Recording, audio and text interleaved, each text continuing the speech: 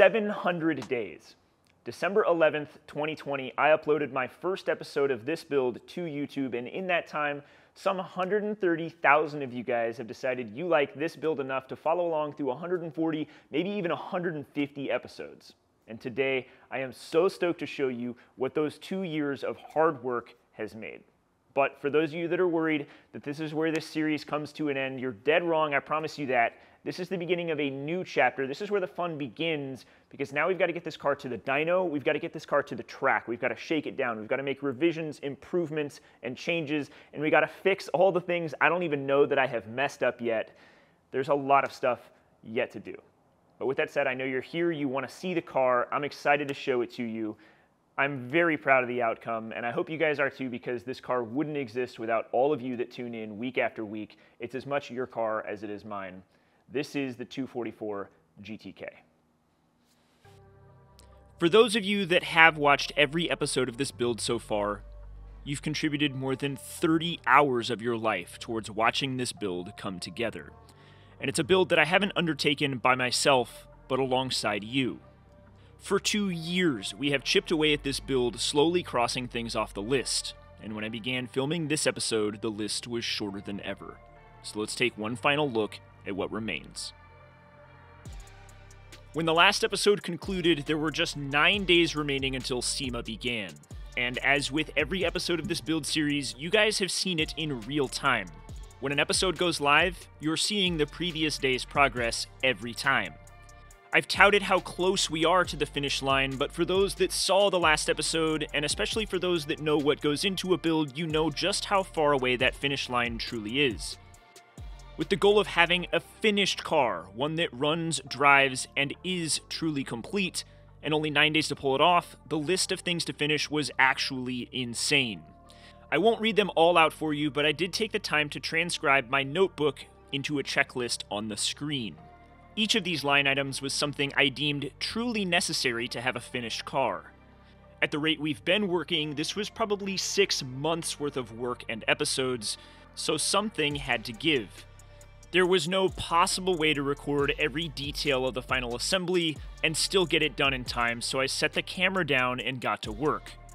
I did record some things, like cutting up the original steel engine cover when I couldn't get the carbon one to fit in a way that I was happy with, but as a whole, I focused on filming my friends. Several of them came to my aid and pulled all-nighters with me to make sure that this car got done in time. Justin Chenoweth, John Salerno, Lauren Golden, Khalil Kassem, and Byron Wilcox all came to my rescue.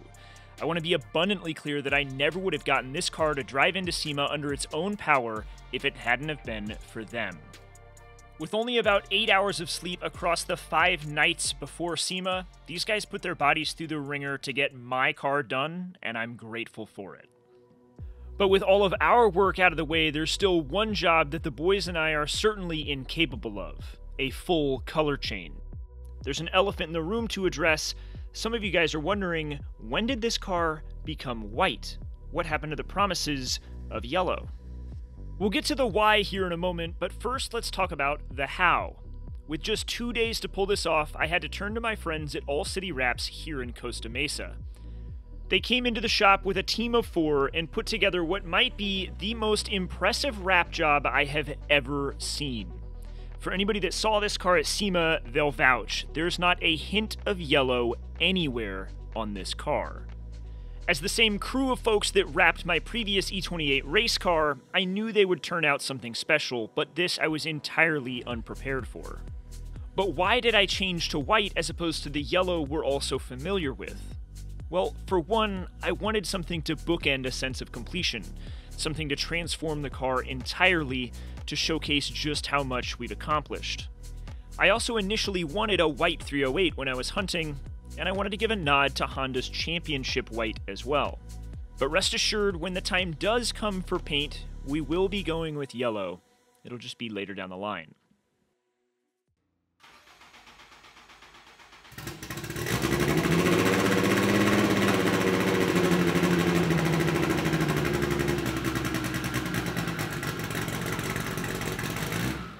And then, of course, there's the process of getting this car to run and drive.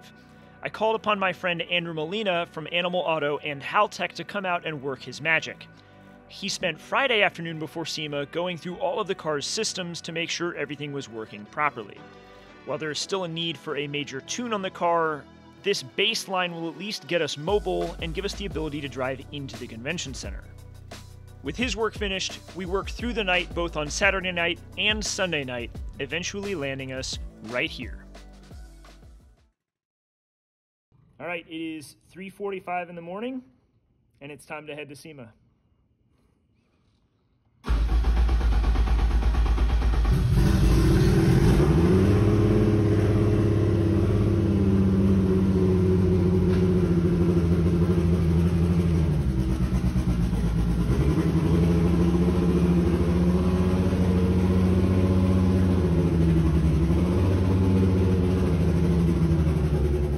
Backing this car out of the shop is the first time it has ever moved under its own power, and it's the first time I have ever driven it.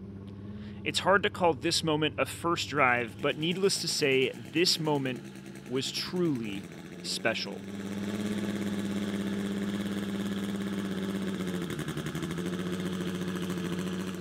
It's unfortunate that video doesn't do this car justice, because when I say that it's loud, that is an understatement. But waking up any sleeping neighbors was more than worth it.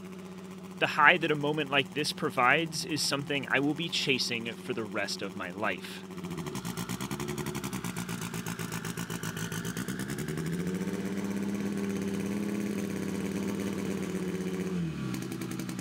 But with the car officially driving, that means there are a few loose ends to tie up, and we need to head to Las Vegas. For those of you that have never been to SEMA, it's a common trope that booth and display cars simply don't work. They're hardly ever finished on time. For that reason, it was incredibly important to me to drive the car in under its own power. It'd have been one thing to have the car look complete for the show, but it's another thing entirely to actually finish it. The howl of the K24 made it clear that the 244 GTK was indeed a driving car, and it gathered a crowd very quickly upon entry. My home base for the show was the CSF Radiators booth, the provider for all of the cooling components on the Ferrari that keep it functioning properly. First thing on Tuesday morning, we unveiled the car. SEMA was a massive success, with a number of interviews, media appearances, and shoots lined up in the coming weeks. And I managed to take home an award for the best high-performance build of the show. SEMA coverage made it impossible to keep the car a secret from this point forward, so I made the decision to share the car on Instagram. But a SEMA reveal wasn't quite what I had in mind for YouTube. A trade show floor isn't the most glamorous setting, and I wanted the opportunity to showcase everything about the car without having to shoot through a crowd the entire time. So I made you guys wait, but now it's finally time.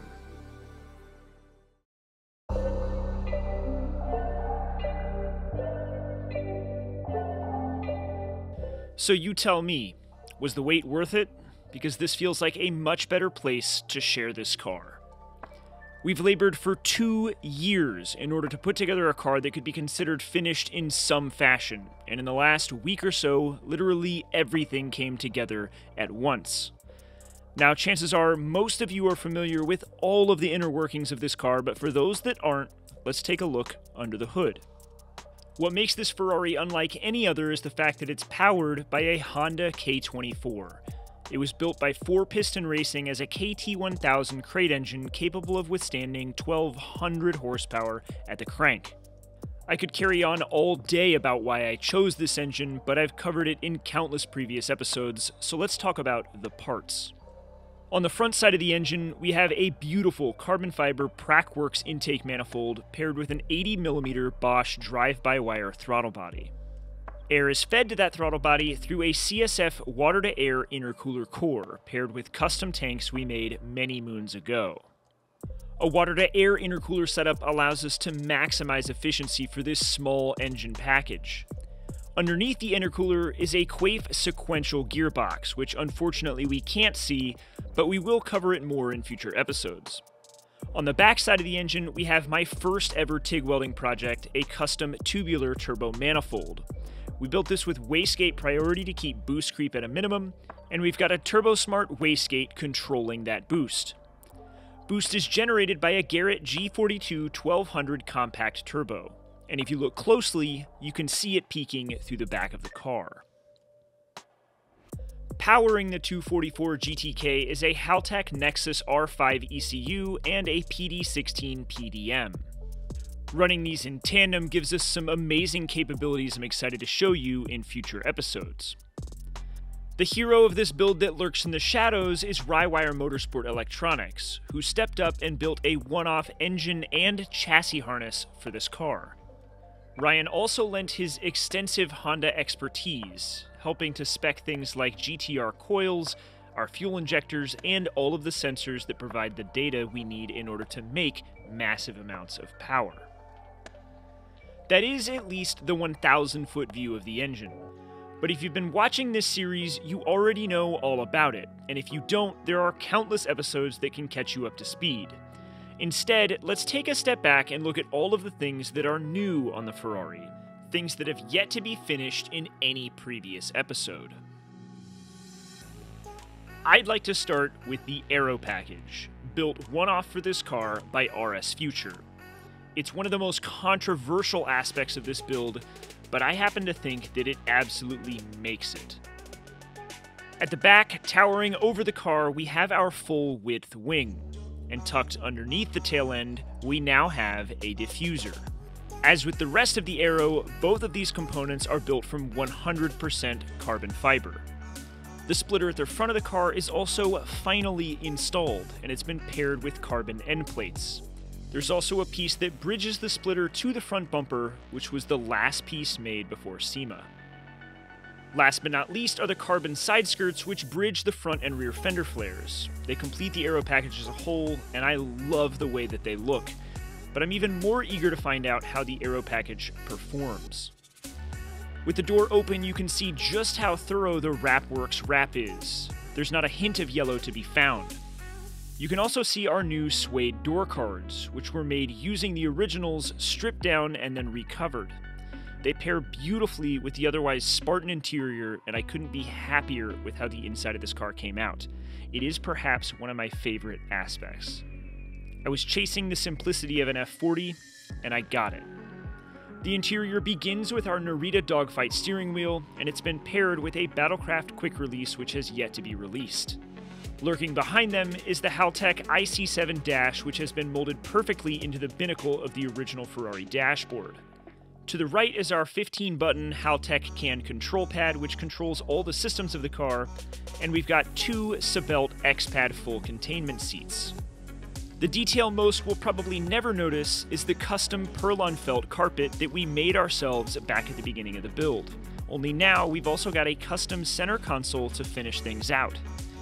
As we rush towards the finish line, the boys helped me make some custom aluminum kick panels and a dead pedal, and last but not least, there is the center point of the interior, the Quaife sequential shift tower, which is topped by a load cell shift knob. There will be an entire episode dedicated to setting this shift knob up, as well as the transmission as we get further into the tuning process. And perhaps the most satisfying detail of all is that the original key still works. It's used to power up the entire electrical system of the car, and it makes it feel like a truly finished product. Now, let's turn our attention back to the exterior of the car because we are far from finished. For starters, there's the one-off custom hood that we collaborated with Son of Cobra to build. The finished product installed on the car is absolutely jaw-dropping. I could not be happier with how this turned out. Not only are the gaps absolutely perfect, the overall aesthetic is incredible, and dare I say, it makes the car. But there is one touch that might be even cooler. It's the 244 GTK badge. This was 3D printed by my friend John Salerno and then finished by my girlfriend Emily. The two of them painstakingly recreated the original 308 badge, only this time they changed it to accurately reflect the displacement and cylinder count of our build. 244 means 2.4 liter 4-cylinder instead of 3.0 liter 8-cylinder. The GTK suffix represents the engine under the hood, but for those not in the know, it's just a nod to Ferrari's best. For wheels, we've got rotiform ROCHs measuring out to 18 by 10.5 and 18 by 12. They're wrapped in 275/35 front and 315/30 rear Nitto Intio 1 R-comps. Lurking behind the wheels and the brakes are a set of custom H&R monotube aluminum-bodied coilovers, which make up the primary component of our custom, completely redesigned suspension system. For stopping power, we've got a set of 6-piston front and 4-piston rear AP Racing Pro 5000R brakes and J-hook rotors. Now, to be clear, I could carry on about this build for hours, but this is at least some form of a basic build breakdown. And if you want to know more about all the parts and pieces that make this car up or all of the effort that's gone into it, I ask that you go back to the beginning of this series and watch it all. As said, it's a 30-hour commitment, but I like to imagine that it's worthwhile. Because as a reminder, I'm just a normal guy with no professional training, and if I can build a car like this, I'm a firm believer that anyone can, and I've done my best to show you how to do it too. But in any case, as promised, this episode is not the end.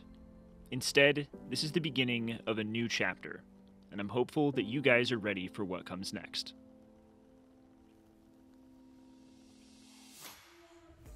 So there you have it. That is the 244 GTK. We're about a block away from the shop.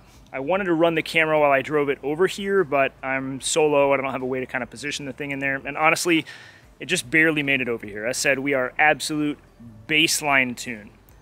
So that begs the question, when's the first drive? Well, hopefully in the next episode or in the next couple of episodes, we're gonna get this thing to the dyno for kind of a real base tune that's drivable, so we can kind of break the motor in and start making some power. We're not gonna go for the full 1,000 yet, but I wanna be able to drive the car and start shaking it down and figuring out some of the basics of what we need to change and repair and fix and redo and all that kind of stuff. So hopefully pretty soon. That is the plan. First drive coming up next. Now, as said, this is not where this build ends. If you think that it's only gonna be testing and tuning from here on out, that's not correct either. When I say there's gonna be revisions, think about how many times we redid those control arms.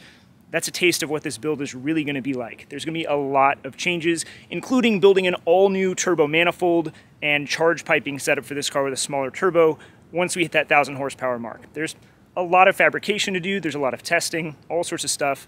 In all, I'm just pumped about it. I'm so excited.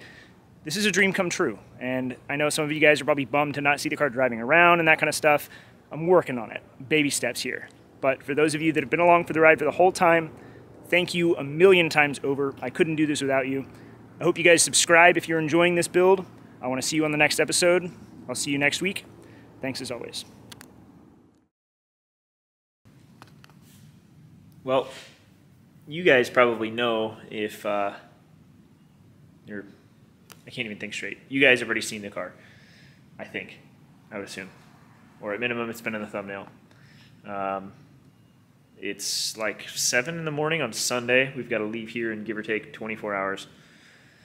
I've been up all night, and I also have only slept about 3 hours a night every night this week. I'm burnt out, but the car is, for all intents and purposes, done at this point. I'm still tidying up loose ends and little things. And obviously you guys have seen the car, but I'm stepping back from it for the first time at all, really. And just taking it in. It's a pretty cool moment.